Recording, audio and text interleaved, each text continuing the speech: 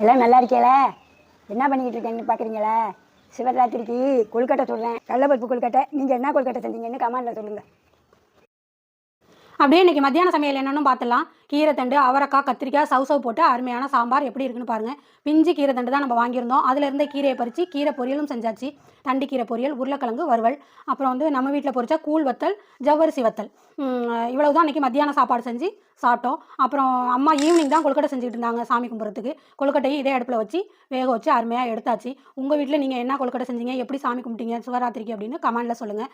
செஞ்சு சாமி கும்பிட்டு அப்படியே அம்மா அப்பாவுக்கும் கொடுத்துட்டு நாமளும் அங்கேயே உட்காந்து சாப்பிட்டுட்டு அப்படியே இன்றைக்கி கோயிலுக்கு போகலாம் அப்படின்னு சொல்லிட்டு கிளம்பிட்டோம். நான் எப்போவுமே சிவன் கோயிலில் போய் கண்ணு முழிக்கிறது பழக்கம். ஆனால் இந்த வருஷம் நான் கண்ணு முழிக்கலை.